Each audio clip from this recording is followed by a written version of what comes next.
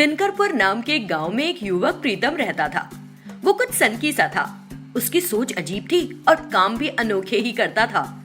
जब तक उसके माता पिता जिंदा थे तब तक तो वो बड़े आराम से रहा, लेकिन उनकी मृत्यु के बाद जब खाने के लाले पड़े तो एक दिन वो जमींदार के पास गया और उनसे बोला, सरकार, मेरा नाम प्रीतम है, मैं एक अनाथ हूँ, कृपया मुझे किसी काम पर लगा दीजिए, बड़ी मेहरबानी होगी।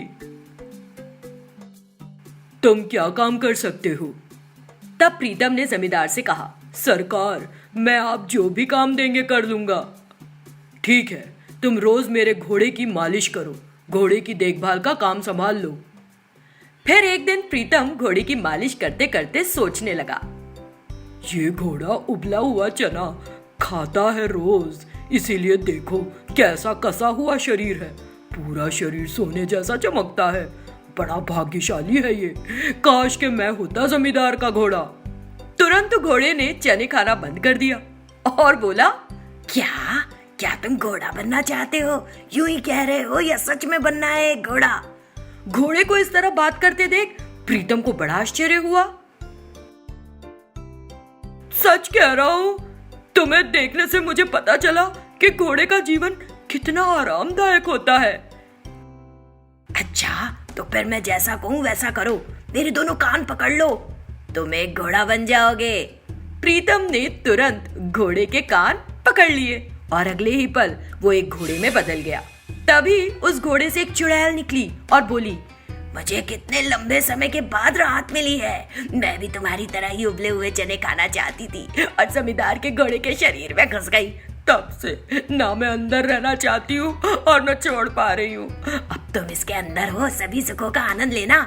ये कहते ही शैतान वहाँ से गायब हो गई। चुड़ैल की बात सुनकर प्रीतम चिंतित हो गया। मैंने कहीं कोई भारी गलती तो नहीं कर दी? खैर, देखता हूँ। ऐसा सोचते हुए प्रीतम घोड़े के अंदर शांति से रहा। 2 दिनों तक तो सब कुछ ठीक रहा। फिर धीरे धीरे प्रीतम को परेशानियों का पता लगा। जमींदार जिस तरह घोड़े की सवारी करता था वो बड़ा मुश्किल था। जमींदार घोड़े को कोड़े से पीटता था और उसके पेट पर लात से मारता था। एक दिन प्रीतम ने घोड़े से बाहर निकलने और घर जाने का फैसला किया, लेकिन तभी जमींदार ने अपने नौकरों से कहा, मुझे बाहर जाना है, घोड़े को तैयार करके लाओ। उन नौकरों में से एक घोड़े को बाहर लेकर आया। तभी प्रीतम ने घोड़े के पैर हिला दिए और घोड़ा अचानक भागने लगा। ये देखकर जमींदार के नौकरों ने उस घोड़े को पकड़ने की कोशिश की और उसका पीछा किया। प्रीतम भगाता हुआ घोड़े को सीधे अपने घर ले गया। वहां उसकी दादी खाना बना रही थी। उसने सोचा कि दादी उसे पहचान कर कहीं छिपा देगी, इसलिए उसने दादी के चारों ओर घूमना शुरू कर दिया और तरह तरह की आवाजें निकाली, लेकिन दादी को उस घोड़े के हिनहिनाने से कुछ समझ नहीं आया। वो घोड़े पर चिल्लाने लगी और उसे वहां से भगाने लगी। तभी पीछा करते हुए जमींदार के नौकर वहां आ गए। प्रीतम ने उनको घोड़े को पकड़ने नहीं दिया और उन्हें जोर की दुलत्ती मारी। हालांकि उन नौकरों ने उस घोड़े को मारा और उसे पकड़ ही लिया। फिर वे उस घोड़े को जमींदार के पास ले गए। जमींदार जो बाहर जाना चाहता था वो अपने घोड़े पर बैठ गया, लेकिन घोड़े ने अजीब व्यवहार करना शुरू कर दिया। वो घोड़े की तरह नहीं बल्कि कुछ अजीब तरह से चला। इससे जमींदार को बड़ी दिक्कत हुई। देखो, लगता है किसी शैतान के वश में है, इसे सबक सिखाना पड़ेगा। इतना कहते हुए उसने घोड़े को कोड़े से पीटा और उसके पेट पर भी मारा। प्रीतम जो घोड़े के अंदर था दर्द बर्दाश्त नहीं कर सका और बेतरतीब ढंग से दौड़ने लगा। जमींदार नीचे गिरने लगा तो उसने घोड़े की गर्दन को अपने हाथों से कसकर पकड़ लिया। थोड़ी देर तेज दौड़ने के बाद घोड़ा थक गया और एक गांव के बाहरी इलाके में रुक गया। घोड़े पर सवार जमींदार की हालत देखकर ग्रामीण उसकी मदद करने के लिए पास आए। उन ग्रामीणों ने उस घोड़े को पकड़ने की कोशिश की तो प्रीतम ने जमींदार को नीचे पटक दिया और सभी को दुलत्ती मार दी। फिर वहां से भाग गया। फिर वो जंगल गया और एक बरगद के पेड़ के नीचे रुका। तुरंत उस बरगद के पेड़ पर रहने वाली उसी चुड़ैल ने पूछा, घोड़े के भेष में कैसा लग रहा है? क्या तुमको अच्छी घास मिल रही है? उबला हुआ चना पसंद आ रहा है? कैसा लग रहा है घोड़े का जीवन? मुझे अपनी गलती समझ आ गई, मैं बेवजह घोड़ा बन गया। तुम्हें क्या क्या बताऊं, मैं तो बहुत परेशान हूँ, मुझे फिर से एक मनुष्य बना दो। प्रीतम ने चुड़ैल से विनती की, जाओ और वहां उस तरफ उगी घास को चर लो, फिर से मनुष्य बन जाओगे, लेकिन फिर कभी ऐसी उलझुल इच्छा ना करना। प्रीतम ने घास चर ली। घोड़ा पूरे शरीर को हिलाते हुए नीचे गिर पड़ा। तुरंत प्रीतम उस घोड़े से बाहर आ गया। प्रीतम को याद नहीं रहा कि क्या हुआ था। शैतान ने प्रीतम को चेतावनी दी थी, लेकिन उसकी फिर से उबले चने खाने की इच्छा हो गई। वो फिर घोड़े के शरीर में घुस गई और जमींदार के घर गई और फिर से उबले चने खाने लगी। घोड़े को फिर से सामान्य व्यवहार करते देखकर जमींदार बोला, लगता है शैतान ने घोड़े के शरीर को छोड़ दिया है। ये सुनकर चुड़ैल हंस पड़ी। एक बार महबूब नगर में माँ अनीता और उसका बेटा लोकेश रहते थे। दोनों डॉक्टर थे और उनका अपना अस्पताल भी था। वे वहां रहने वाले गरीबों को मुफ्त इलाज देते थे। अनीता एक प्रसिद्ध चिकित्सक थी। वो दवा से जुड़े मामलों में लोकेश की मदद करती थी। एक दिन जब लोकेश अस्पताल में था, एक दुर्घटनाग्रस्त व्यक्ति को वहां लाया गया। तुरंत उसे एक ऑपरेशन की जरूरत थी। लोकेश ने अपनी माँ को फोन किया। फोन बज रहा था, लेकिन माँ फोन नहीं उठा रही थी। माँ, तुम कहाँ हो? एक इमरजेंसी ऑपरेशन है। यदि तुम तुरंत नहीं आई तो ये मर जाएगा।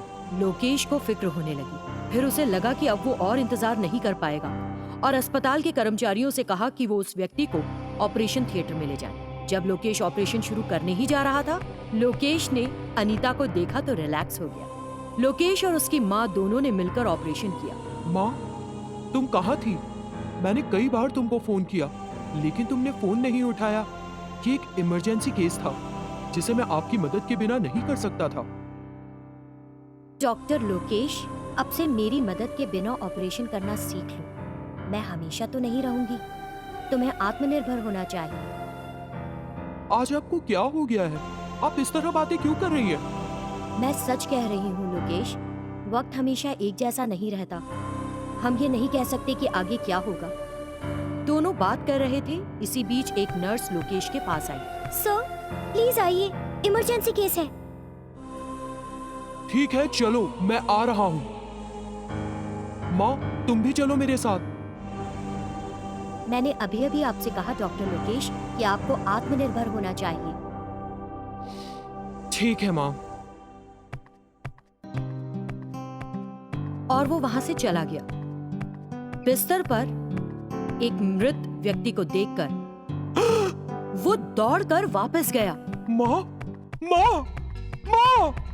उसने अपनी माँ को खोजना शुरू कर दिया।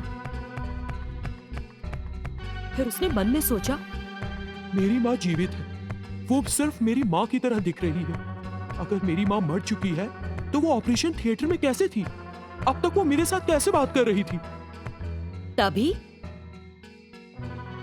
माँ, देख, दुनिया में हर चेहरे के 7 लोग होते हैं जो बिल्कुल एक जैसे लगते हैं। ये सच है। अभी अभी मैंने एक मृत महिला को देखा जो बिल्कुल तुम्हारी तरह दिखती है। तुम कुछ बोल क्यों नहीं रही हो माँ? अनीता तुरंत शैतान रूप में दिखाई दी। माँ, तुम एक आत्मा के रूप में? माँ, क्या तुम सच में मर गई हो? मैं कैसे रहूंगा माँ? शांत हो जाओ लोकेश। मैं तुमको और इस अस्पताल को छोड़कर कहीं नहीं जा रही। मैं बदली नहीं हूँ। माँ, लेकिन ये सब हुआ कैसे? जिसको हमने जीवन दान दिया उसी ने मुझे मार डाला। जब मैं पैदल चलकर घर से अस्पताल आ रही थी तो वो तेज गति से अपनी बाइक पर आ रहा था। मैंने उसे देखा और एक तरफ हो गई, लेकिन तेज गति के कारण वो अपनी बाइक को संभाल नहीं पाया और मुझसे टकरा गया। मैंने तुम्हें कई बार कहा है ना कि तेज गति से वाहन चलाना खतरनाक है। क्या अब तुम समझे? किसी और की गलती की सजा तुम्हें मिली है माँ। माँ, आपका दिल बहुत बड़ा है। आप यहाँ उस व्यक्ति को बचाने आई जिसने आपको मार डाला। मुझे ये कहते हुए गर्व हो रहा है कि मैं आपका बेटा हूँ। अनीता की आत्मा खुश हुई, मुस्कुरा दी। जीवन बहुत कीमती है मेरे बेटे। हमारे अस्पताल में आने वाले मरीज कोई भी हो सकते हैं, हमारे दुश्मन भी। तब भी हमें उनकी मदद करनी चाहिए। तभी हम अपने पेशे के साथ न्याय कर सकते हैं। अनीता की मौत में भी एक संदेश था। मेदराम गांव में एक दंपत्ति रमेश और स्वप्ना रहते थे। आनंद उनका इकलौता बेटा था। उसने कस्बे में अपनी पढ़ाई पूरी की और नौकरी पाने की कोशिश में था। इस बीच रमेश बीमार पड़ गया। रमेश ने अपनी पत्नी स्वप्ना से कहा, देखो स्वप्ना, मैं शायद अब कोई काम नहीं कर पाऊंगा। आनंद की भी अभी नौकरी नहीं लगी, फिर हमारा परिवार कैसे चलेगा? तो स्वप्ना बोली, फिक्र ना करो, तुमने इतने वर्षों परिवार की देखभाल की और हमारी सभी जरूरतों को पूरा किया। अब मैं दूसरों के घरों में कुछ काम करूंगी। क्या तुम दूसरों के घरों में काम करोगी? नहीं। काम करने में क्या हर्ज है रमेश? ईमानदारी से काम करके जीवन यापन करना अच्छा है। फिर सपना ने पैसा कमाने के लिए विभिन्न घरों में घरेलू काम करना शुरू कर दिया। उस पैसे से वो अपने परिवार की जरूरतों को पूरा करने लगी और अपने बेटे को शहर में कुछ पैसे भी भेजे। लेकिन एक दिन जब वो अपना काम पूरा करके लौट रही थी, उसे अचानक दिल का दौरा पड़ा और उसकी मृत्यु हो गई। रमेश ने अपने बेटे आनंद को स्वप्ना की मौत की खबर नहीं दी। अगर आनंद अपनी माँ की मौत के बारे में जानकर घर वापस आ जाता तो उसका जीवन और करियर बर्बाद हो सकता था। यही सोचकर रमेश ने आनंद को स्वप्ना की मौत के बारे में कुछ नहीं बताया। कुछ महीनों बाद आनंद को शहर में एक अच्छी नौकरी मिल गई। उसने अपना पहले महीने का वेतन प्राप्त किया और अपने माता पिता को देखने के लिए खुशी खुशी घर आया। घर आते ही उसे अपनी माँ की मौत का पता चला और वो बेहद उदास हो गया। पिताजी, आपने मुझसे ये सच्चाई क्यों छिपाई? आपने मुझे माँ को उसके अंतिम क्षण में देखने भी नहीं दिया। मैं प्यार और स्नेह से आपकी देखभाल करना चाहता था। इस स्थिति की उम्मीद नहीं थी मुझे। नियति बहुत क्रूर और हृदयहीन है मेरे बेटे। मैं भी इस दुनिया को छोड़कर जल्द ही तुम्हारी माँ के पास जाना चाहता हूँ। पिताजी, ऐसा मत कहिए। अगर मैं आपको भी खो दूंगा तो मैं कैसे जीऊंगा? वे दोनों कई दिनों तक बिना कुछ खाए पिए बस रोते रहे। एक दिन जब आनंद रात में सो रहा था, उसकी माँ की आत्मा उसके सामने प्रकट हुई और बोली, मेरे बेटे, मैं तुम्हारी माँ हूँ। मैं तुम्हारे लिए आई हूँ। मैं तुमको भूखा नहीं देख सकती। मेरी बात सुनो, कुछ खा लो। माँ, तुम लौट आओ माँ। कम से कम पिताजी के लिए वापस आ जाओ माँ। इस तरह उसने सपने में अपनी माँ को पुकारा। चिंता मत करो मेरे बेटे, तुम्हें अपने पिता की खातिर अपना ख्याल रखना होगा और उन्हें भी खाना खिलाना होगा।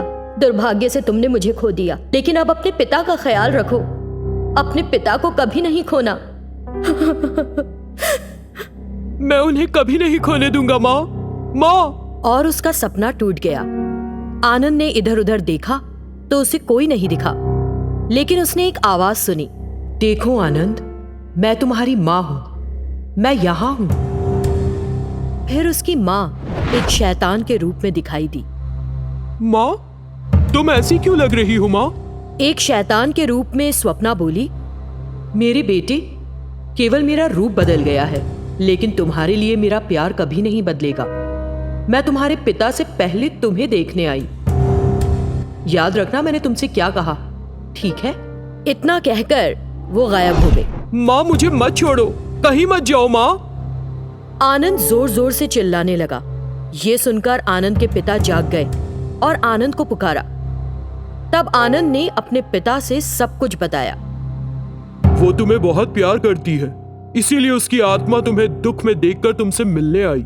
आनंद, तुम वैसा ही करो जैसा तुम्हारी माँ ने कहा। तब से आनंद एक सामान्य जीवन जीने लगा।